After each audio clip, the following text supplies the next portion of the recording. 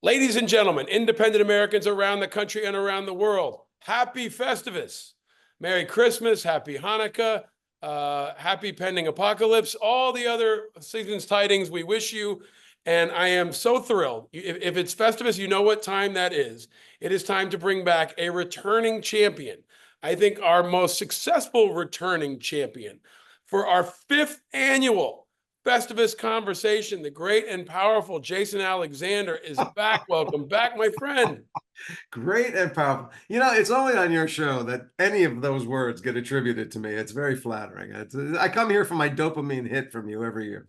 I think that's our opening shtick every year now. Indeed, indeed it is. But you look fabulous. You're very kind. I love the beard. I mean, you're doing Fiddler on the Roof, and I want to talk about that and your podcast and the and all things America. But welcome back. It's always great to have you here. We need you at the end of every year, and especially this year. But I'll start with where I always start. Jason, where are you and how are you?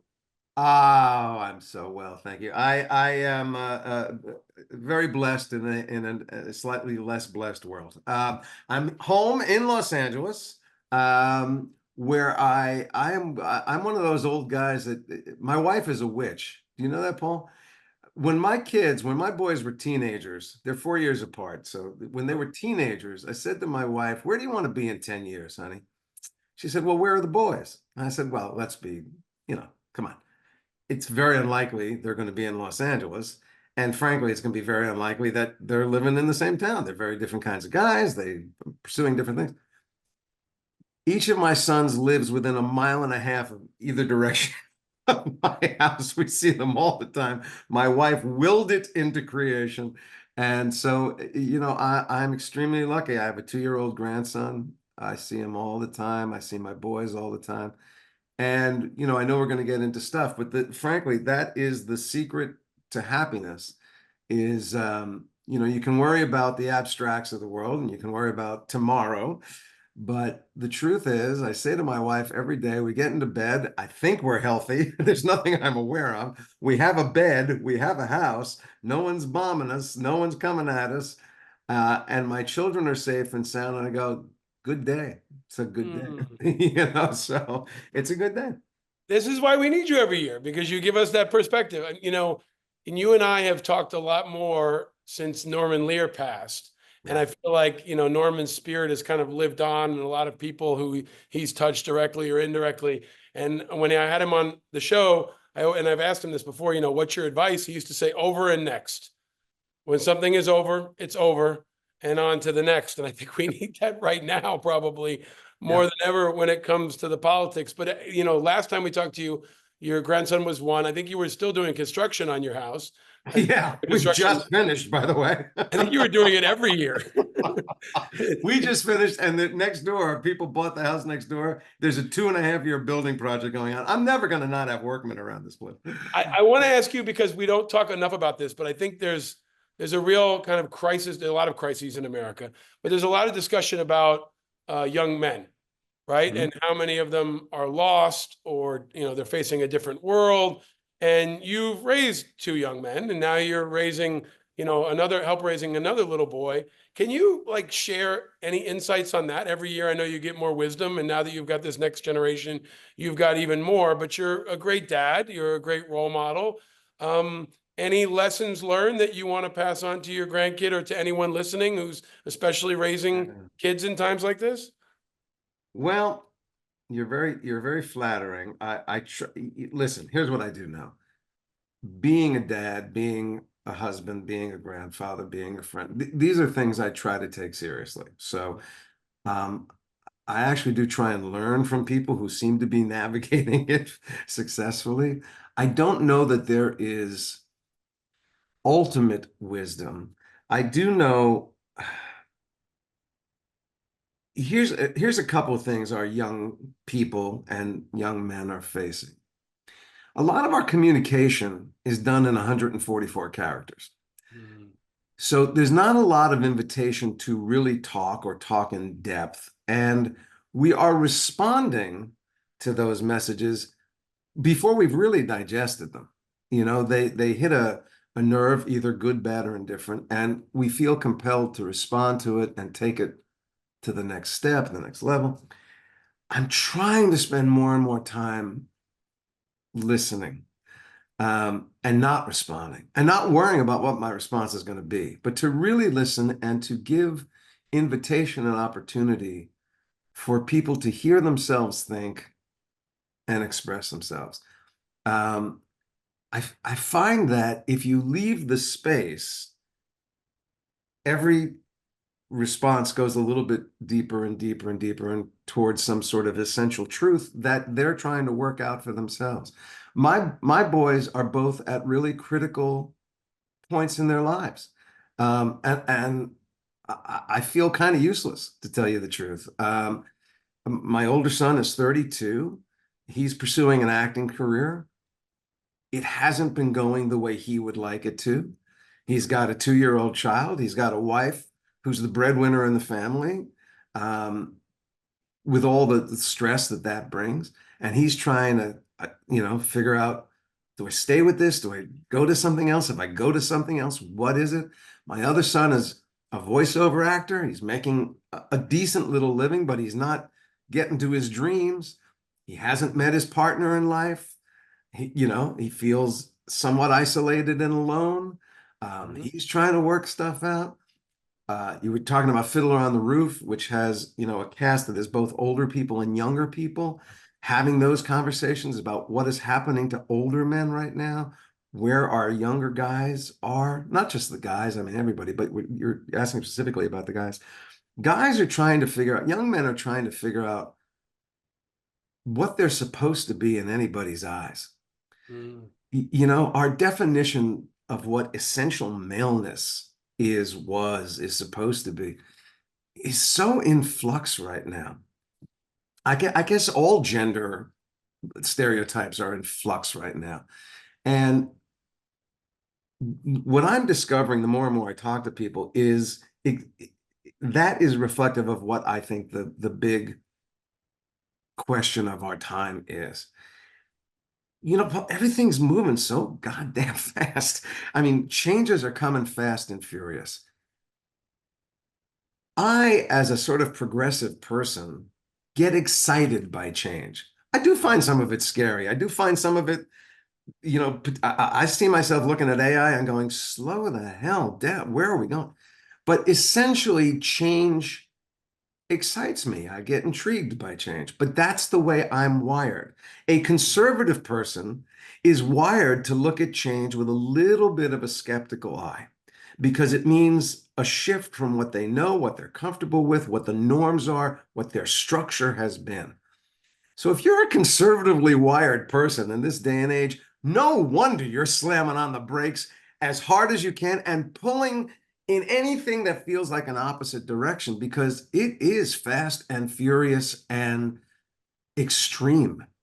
And I actually think, as I read the papers every day and I see, this shift towards the right, the shift towards what is being called authoritarianism, but in some ways is just a giant break. It's a person or a party or an idea that's going, nope, no more. We're going this way. We're going backwards to the good old days. And if you're frightened of the change, going back, no matter what else it may entail, feels like an okay idea. And so this essential pull between people who are wired to embrace change and people who are wired to resist change. I'm an old guy. I'm looking at my kids going, what must they be going through? And what must anyone who hasn't found real security in their lives, either in relationships or work or dreams realized or whatever it may be, if you are sitting in any kind of insecurity, it's going to be reflected back at you and exacerbated 100 times over every day. And so no, not everybody I know, but a lot of people I know are just sitting in that tension, sitting in that stress, carrying it both inside and out.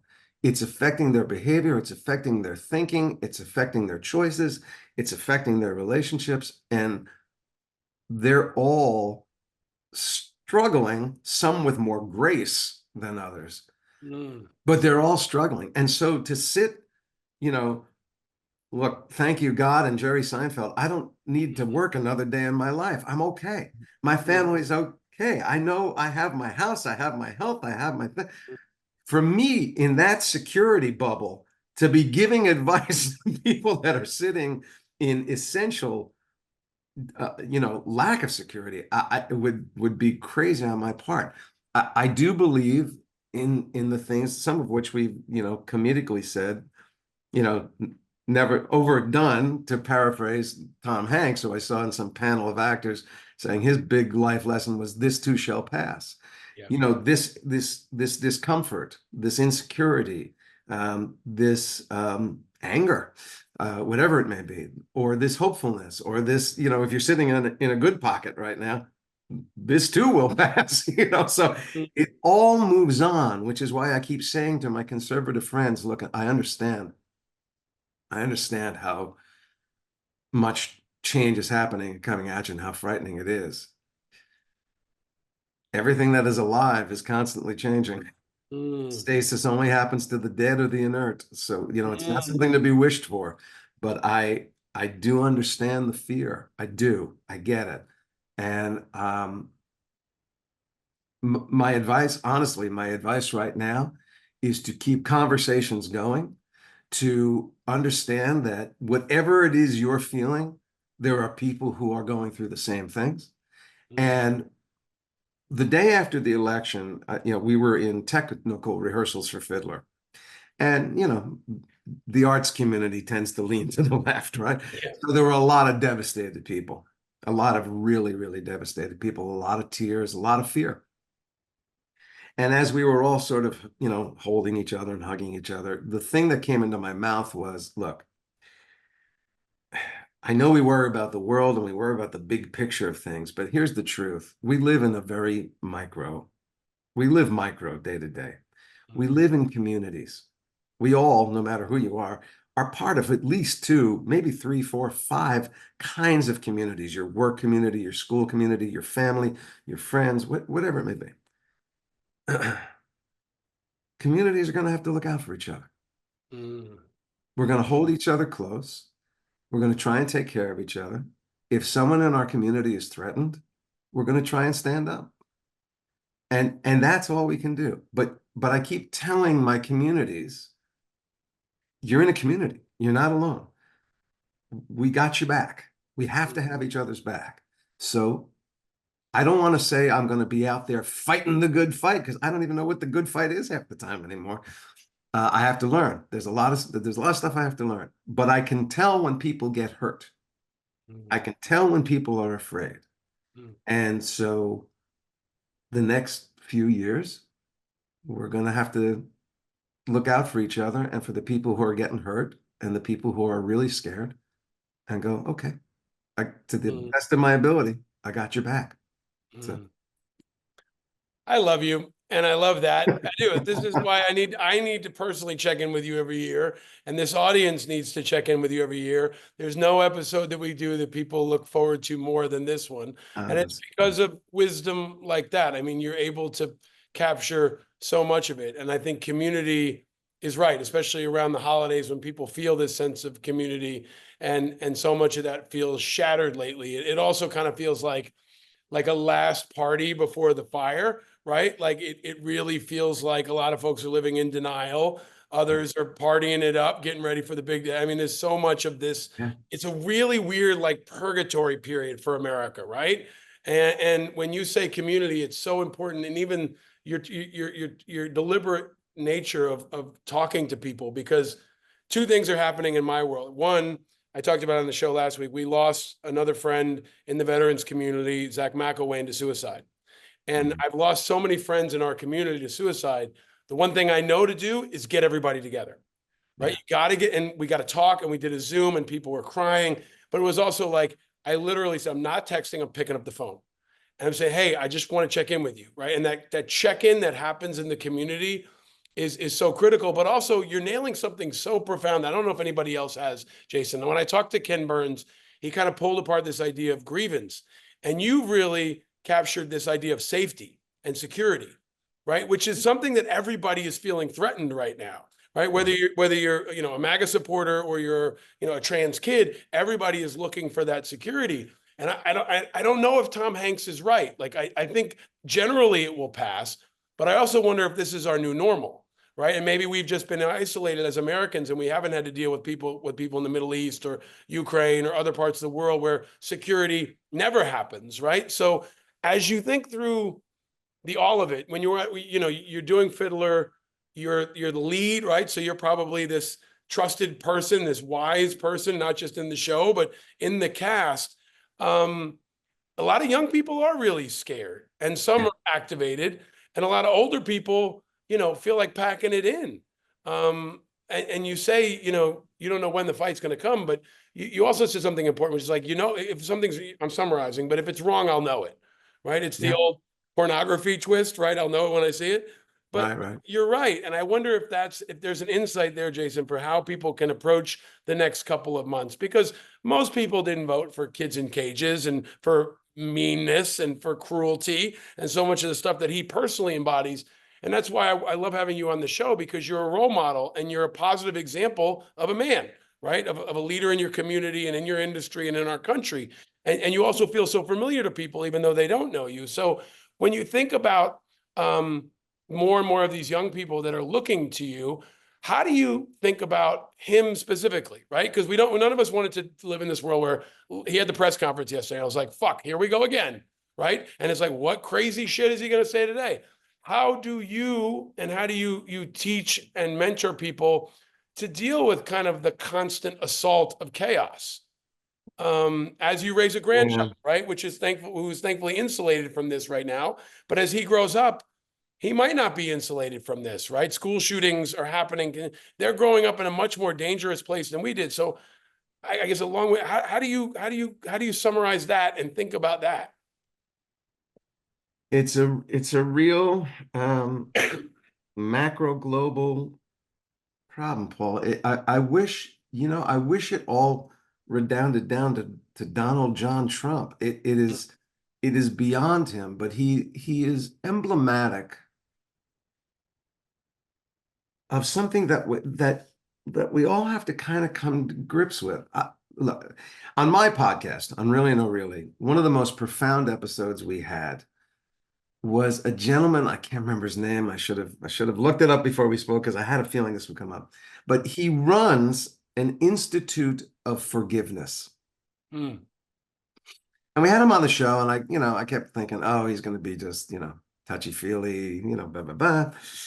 And he was actually very profound. And at one point, he made a good case for, the power of forgiveness. And I said, but Professor, what if the person that you're supposed to forgive doesn't deserve it? Not contrite, not sorry. And he looked at me like I had two heads and he went, oh, Jason, you totally misunderstand. Forgiveness is not something you gift to that person. It's the thing you gift to yourself. And I said, I don't understand what that means. I really don't. I don't get that. He goes, okay. Think about somebody in your life who has wronged you, who is unforgiven by you. And I go, okay, I got it. And he goes, so when you think about that person, your chemistry changes. You get a pit in your stomach, you get aggravated, your blood pressure goes up. It will change the way you eat. It will change the way you sleep. It will change the way you work. It will get into the way you interact with other people, right? It's affecting you. Mm-hmm. He's not having any of that. He's fine, right? So if you can get to the point where you go, oh, he's broken. He's a broken man, a broken individual. Mm. Some of that dysfunction, some of the bleed from that break in him is getting on us. Mm. But it isn't us. It's him.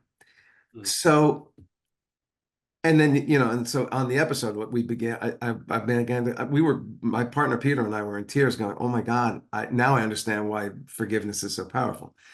But with someone like Trump, here's what I said. I go, I don't understand him. That's the truth of it. I don't understand him. I do understand, I think, that something got him, something hurt him deeply. And what we have is the result of that.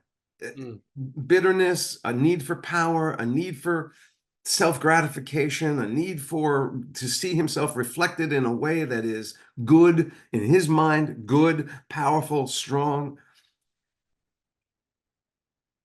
I think he could be as much an agent for good things as he is for bad things, but he never got his foot into the door that we consider as good. So um, I am not concerned about Donald Trump. I am concerned about everybody around him.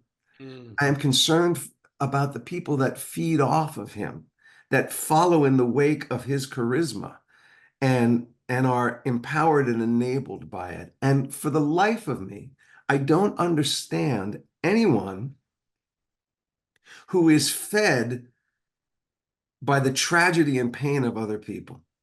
mm, That is the thing I can't wrap my head around. And so when you're asking for wisdom to come out of it, I'm telling you, I'm in a listening and learning phase because there are people I've disliked. There are people I have been mean to in my life, especially growing up as a kid. I was a bullied kid. So if I got a chance to be the bully, I took it. mm, But I always felt sick about it afterwards. It didn't sit well with me. There are a lot of people out there that seem to be able to tolerate that pretty well. And I am trying to figure out why they exist, how they are fed, why there are people who I think are good people who enable and excuse them. So this is all academic. The question you're asking is what do we do about it? mm, And the reason that I'm in this crossroads is because half our country has said, knowing full well what they're doing, I think we should try this again. I don't think half of our country is hateful. I don't think half our country is bad people. I mean, there are some hateful, bad people out there, but I don't think it's half our country. So I'm still trying to understand that, what they're hoping for, what they're dreaming about, what they're wishing for themselves and their communities. So all I am left with, Paul, honestly, is to go, I need to see what he's going to do. I need to see what he's going to be allowed to do. I need to see how much our structures are going to hold in the wake of abuse. And then I need to see what the majority response is to these things. Having said that, again, I go back to my other statement. I'm not abdicating action. mm, I will stand as firmly as I possibly can if my communities, and most of my communities are people I don't know, but I live in a world and a business where LGBTQ is a major part of the fabric of my world. I cannot allow families dealing with trans kids or queer kids or whatever to be abused and stay silent. So that's a fight I may have to stand up and fight, depending on what actually comes out. There are immigrants in my world. I don't know the full status of some of them. And there are, I'm sure, some dreamer kids that are attached to people in that world. This is what I mean about I have to stand up for our communities. But here's the other thing. There are union members in my world. There are laborers in my world. There are elderly people in my world. There are children in my world. What's going to happen to education in this country if we're burning and banning books, if we're changing curriculums, if we abolish the Department of Education and the standards that it sets, and in the best of all possible worlds, the support that it provides? If we're abandoning all that, now what am I called on to do? So there are so many fights I know I'm going to have to stand up and fight for, but I don't know what the full range of them are yet. And I follow this guy. This is such a long-winded answer. I follow this guy online that I've never met that has really been impactful in my life. His name is Sadhguru, and Oh yeah, you yeah, talked about him before on the show. Yes, Sadhguru. yes. And he talks about a thing about, how much of us react out of fear. And he said, if you really look at fear, more often than not, it's about something that hasn't happened yet. Mm, It's something you are concerned will happen. Mm. And if it's in the past, what you're really concerned about is repercussions, which haven't happened yet. So almost all of fear is about something ostensibly in the future that hasn't happened yet. And he goes, you're afraid of something that doesn't exist. And I try with that knowledge. We're also fearful about the warning signs of what's happening right now. The quality of people he's picking to run departments, and they seem to be so destructive, especially in the areas to which he's trying to assign them. So there's this fear of destruction and dismantling and abuse, and they could become reality. I'm not there yet. Mm. I'm trying to not allow myself to react to what might happen and react to what does happen. And Mm. because we also know that a lot of the institutions of our democracy are stuck in 19th and 20th century behavior, and the 21st century don't look anything like that anymore. So we do need to rattle it and shake it out and really rethink. So that might not be a terrible thing. There could be something quite wonderful that comes from rattling these cages and these institutions. We just don't know yet. Mm. So here's my best advice. Yes. Live in the moment. Live in the moment, you know?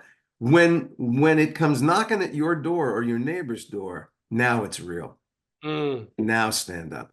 But to turn your heart, your life, your nervous system upside down over, if I reacted to everything that comes across my news feed on this stupid thing, Yeah. I wouldn't be able to breathe.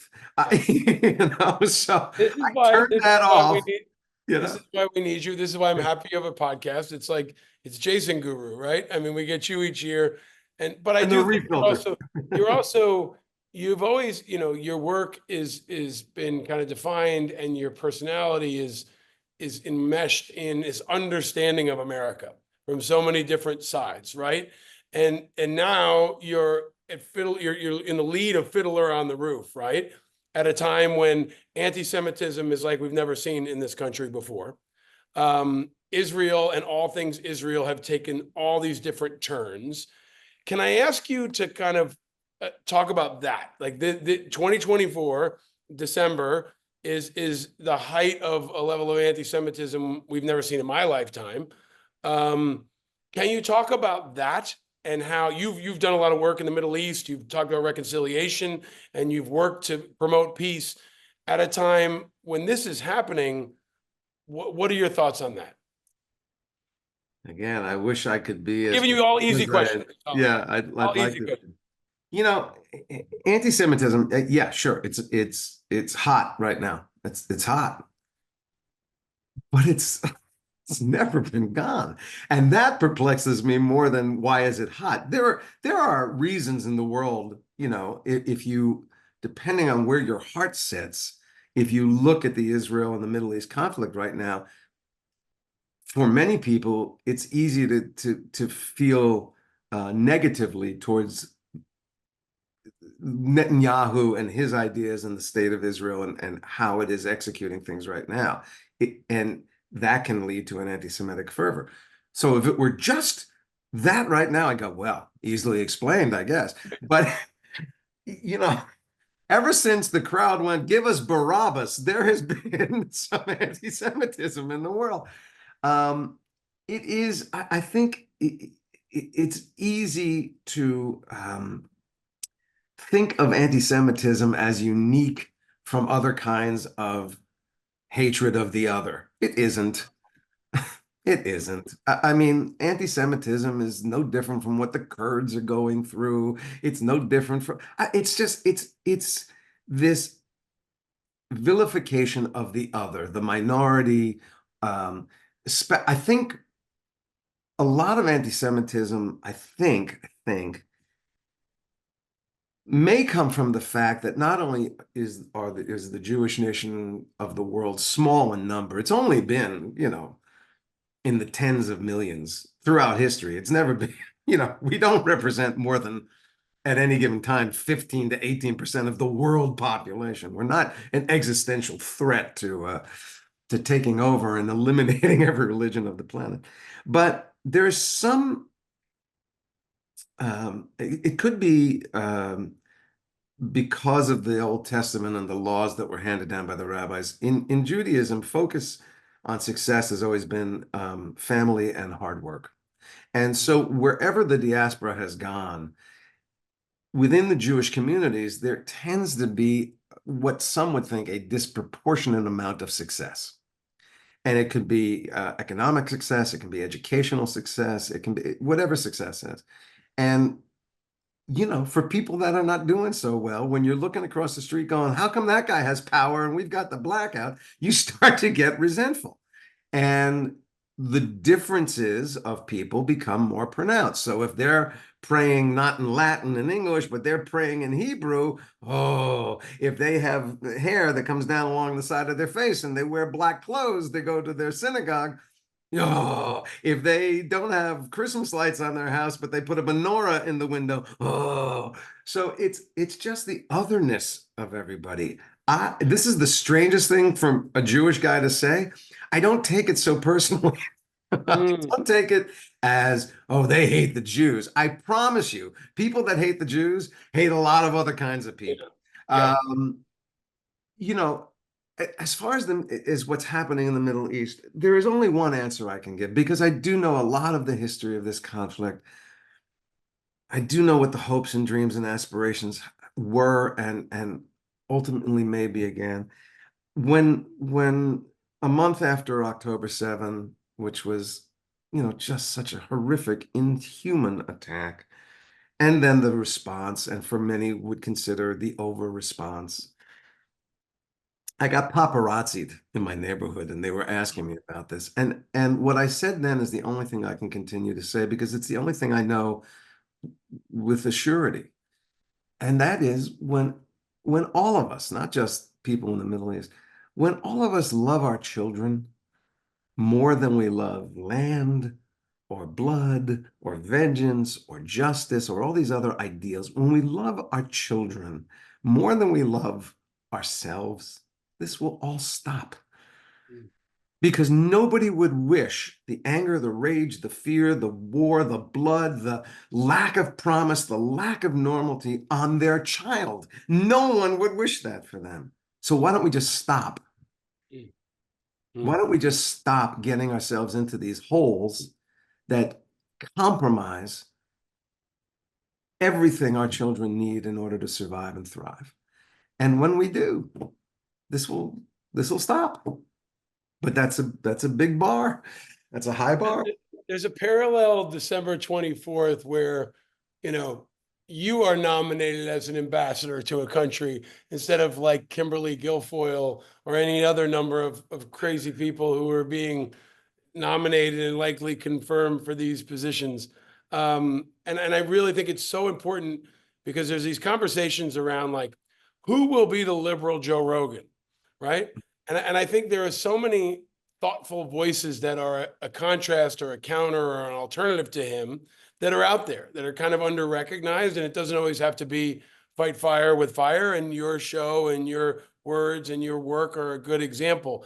You also understand the politics. You've been active in the Democratic Party. You've probably seen most of the candidates in person or pretty close up.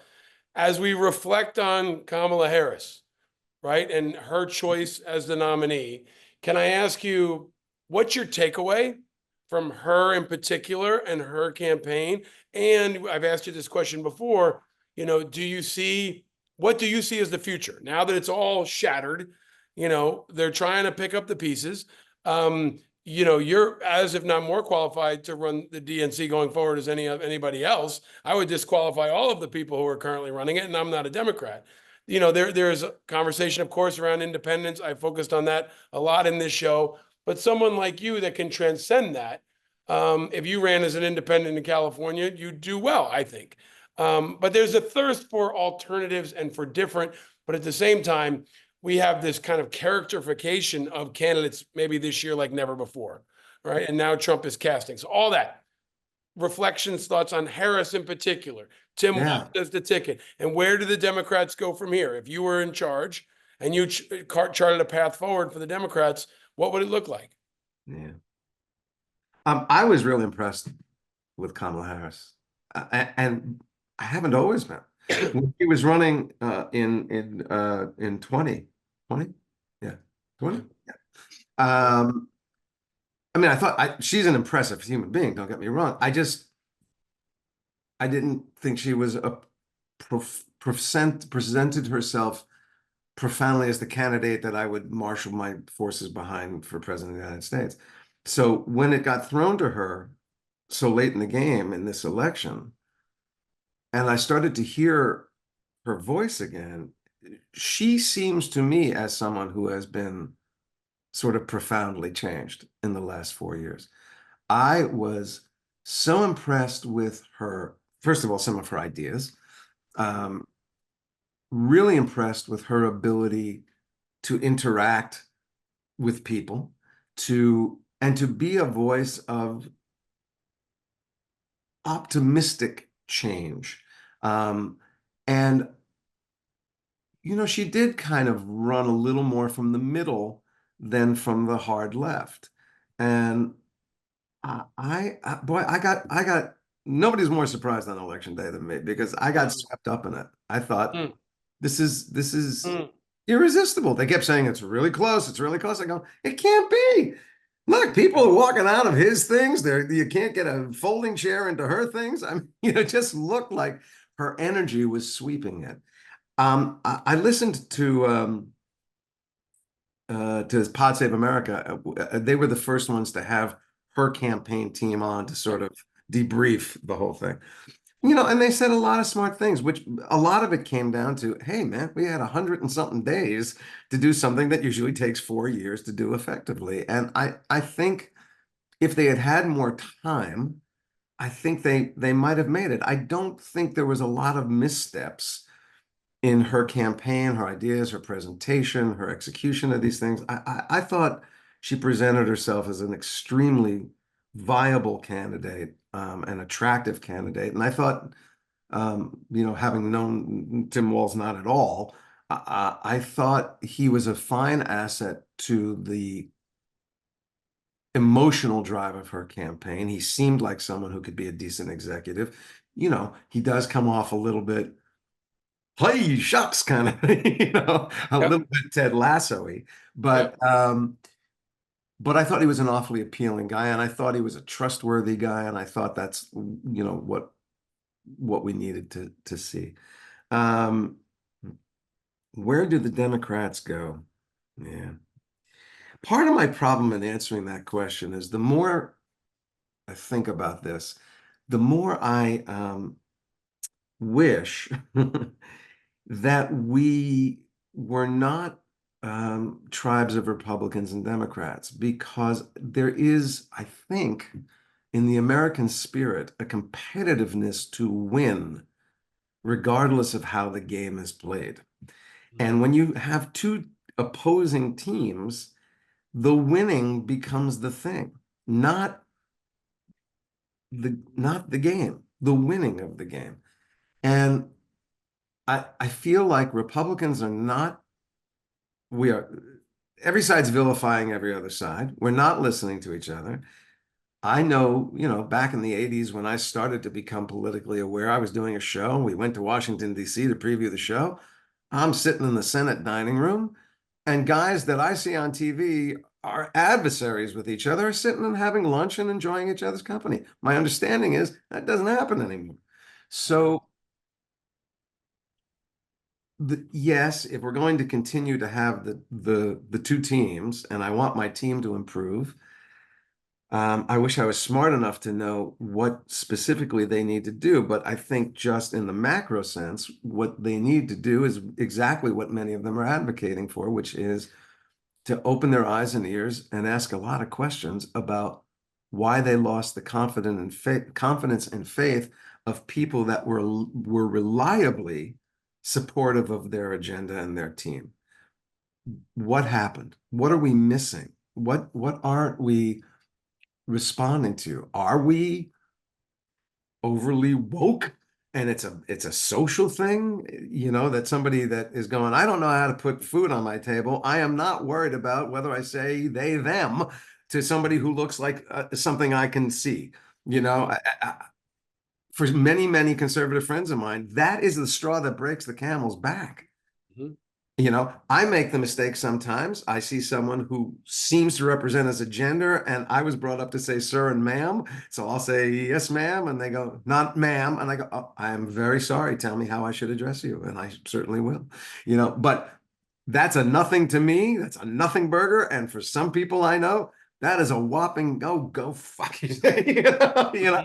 And it's, so I don't know why we lost the faith of people that had it, and why.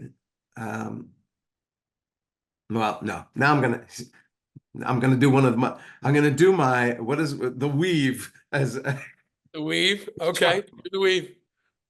here's what I've learned, Paul. Yes, sir. Some of it is new, but some of it is not. There was a book I read called Illusions: The Adventures of a Reluctant Messiah. Hmm.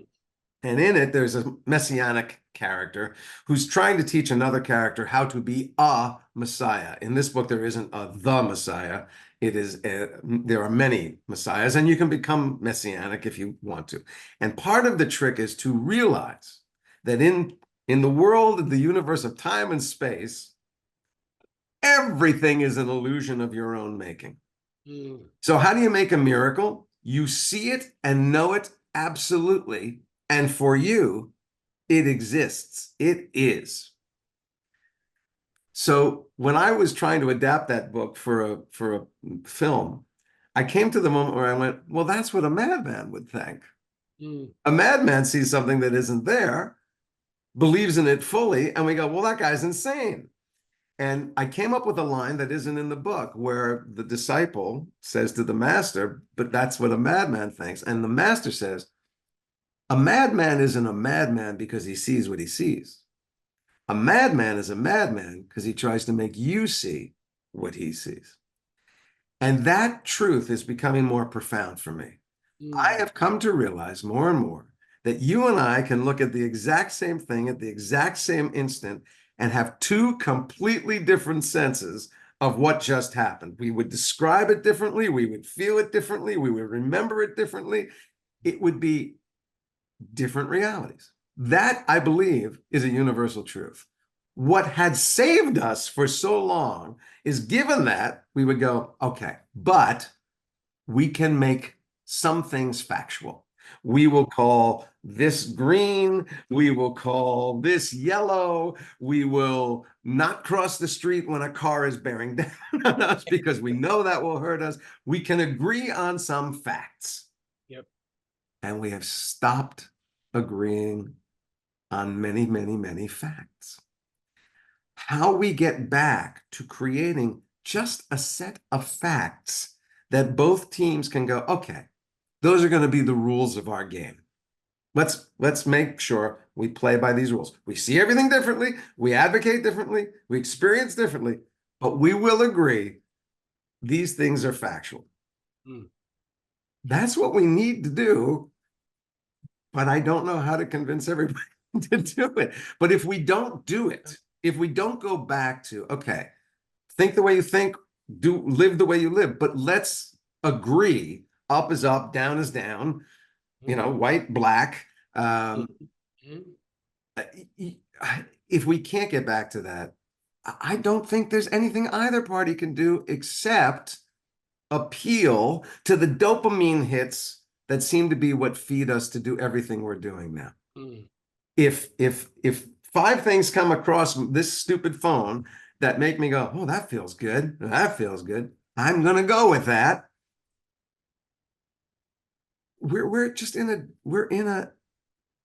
a really critical junction of, for me, are we going to hold on to our humanity or are we going to abdicate it? Every time an AI does something a human being can do, I go, well, now, what's that human being going to do? Mhm. Sure, it's efficient. Maybe it's easier, yeah, gave us more free time. Okay. Free time. No one pays you for your free time. You don't eat based on your free time.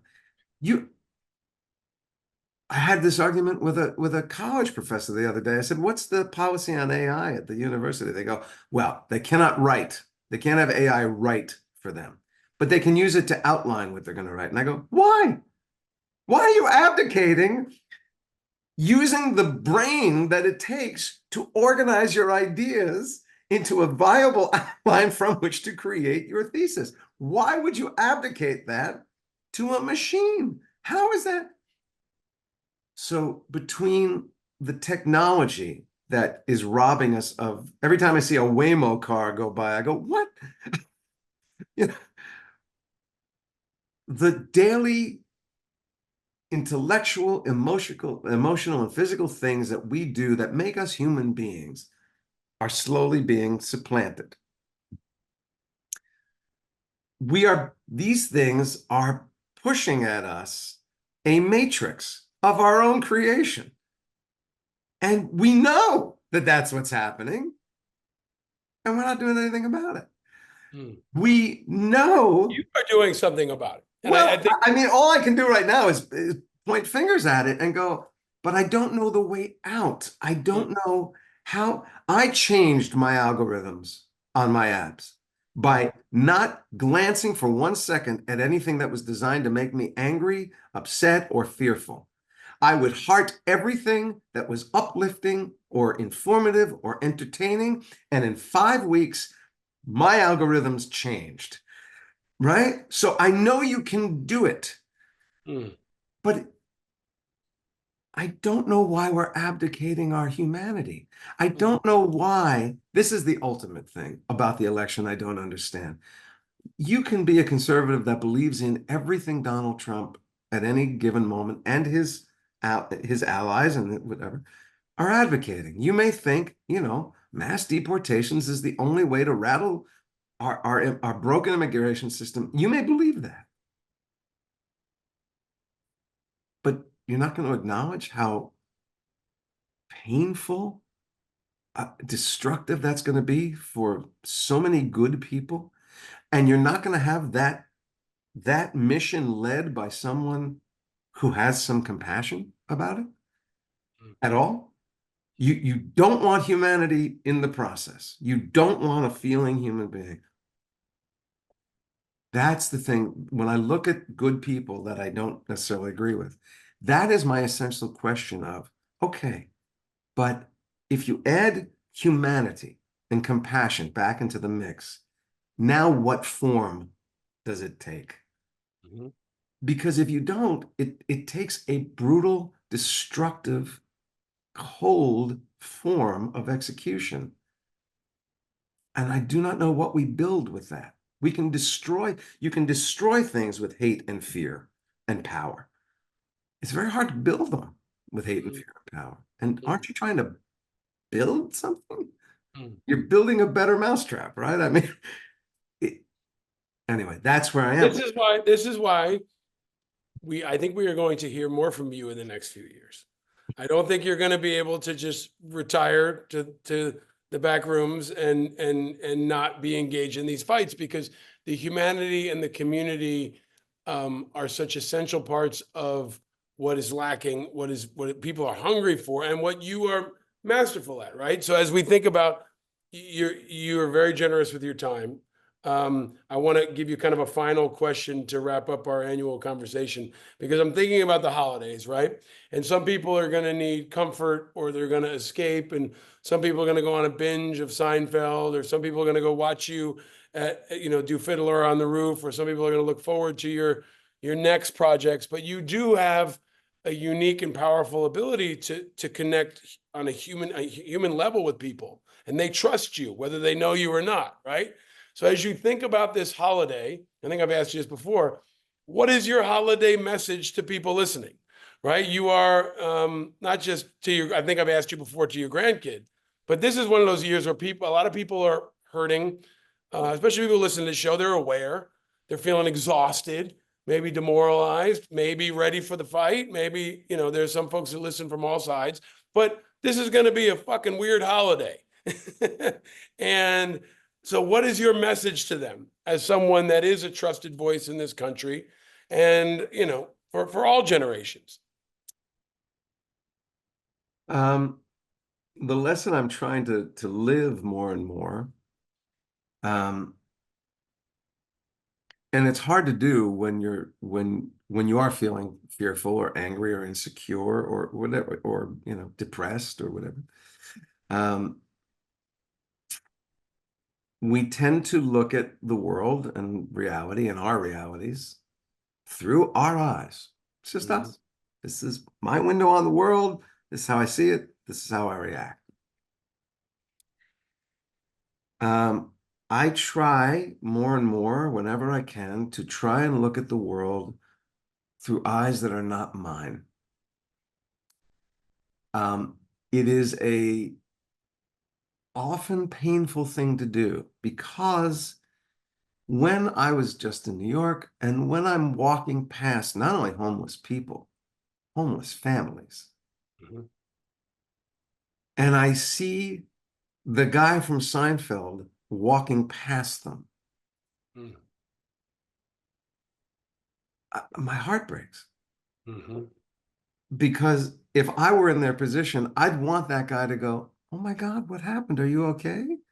Let me try and help you. Let me see what I can do." And if I stop and do that for everybody, I ain't going to get where I have to go. And the resources I have are going to deplete awfully fast. And so you have to be selective. But what I say to people who are hurting and particularly hurting in the holidays, whether it be from fear, anger, insecurity, whatever it may be, is if you have the luxury to be listening to this podcast and thinking about this, there are many that are doing worse than you. And one of the most effective ways to change how bad you are feeling for and about yourself is to lend a hand to someone who needs it a little bit more. And that doesn't mean pouring money on them. And it doesn't mean, you know, extreme changes of behavior. Sometimes it just means stopping for a second for that homeless person and going, "Hey, what do you need most right now?" Or what happened? I have actually had what happened conversations with a bunch of the people that I, you know, meet out here in LA that are homeless, who seem like, you know, there doesn't seem to be a mental health issue, and you go, "You seem okay. Is this your best? Did you choose this? Is this your best option?" And they have stories, and honestly, more often than not, those exchanges end with, "Hey, man, thanks for talking to me." That's what they say. That is the gift. Thanks for giving enough of a crap to ask me a question. You know, especially if you're a Christian, my understanding of the Christ story about what made him so, part of what made him so extraordinary was his ability to feel the pain of others. If you want to celebrate that kind of a person, I mean, you know, Christ wasn't living high on the hog, you know, from my reading of the Testament. Look at the pain of somebody else and see if there's anything you can do to help, even if it's just asking, "Hey, how are you? How did this happen? What can I do? Can I do anything?" Whether it's giving you $1 or a smile or buying you a sandwich at the 7-Eleven, or getting you a pair of gloves if that's what you need the most. And that's just homeless people. Now, if you take that into your community, an elderly person, my mother, basically at 98, she died because her world had gotten so small that there was not much for her to get up for every day, and she kind of gave up the spirit of wanting to live. Well, There are elderly people out there whose world has gotten pretty damn small. How about knock on a door and just say, "Hey, it's the holidays. How you doing? You need anything? You want to come over and just have a cup of coffee for a minute?" Huge. Um, a kid, a school, a hospital, uh, another, there are unfortunately endless opportunities to see people who are not doing as well as you. And you don't have to bankrupt yourself emotionally or financially to be of some help. Mm. Um, and I do promise you, you will feel so much better having done that than you can possibly imagine.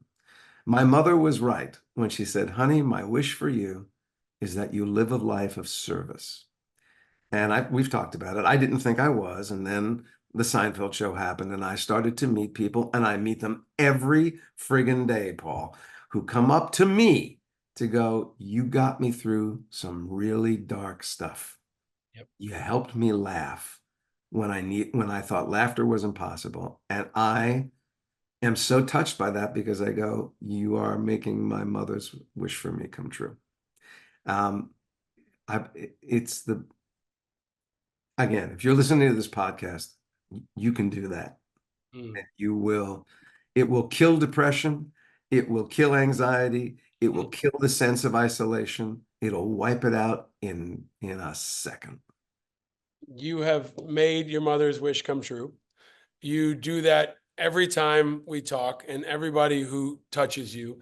Thank you for talking to me. I And love you. thank you for talking to us. Your energy and your wisdom and your example is an annual gift to me and to our community. Thanks, Ben. And I'm thankful to them for helping make this kind of content possible. And for you for just spending every time we talk each year. I feel like America needs a weekly fireside chat with you. Uh, so, you Well, I know, need them, by God. well, you know My what? ears That's are open. community, I'm right? just trying to learn from everybody. That's the Yeah. community. That's the community we Yeah. need, and you're the example we need, and you will help a lot of people through the holidays, through Thanks. this show, and through all the things that you do. And this is a moment where leaders will rise to the challenge, and I have no doubt that you will continue to do that too, and that your sons are watching and your grandson is watching, and that will continue to be contagious. And we are grateful for you, my friend. So thank you.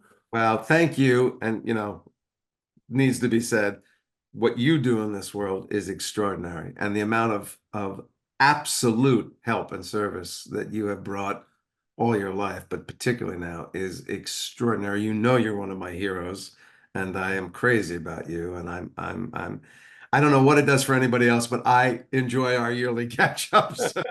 Well, if Trump puts me in Guantanamo, send me some reruns, okay? I will Send me make sure some you have messages. fresh orange outfits Yes. every week.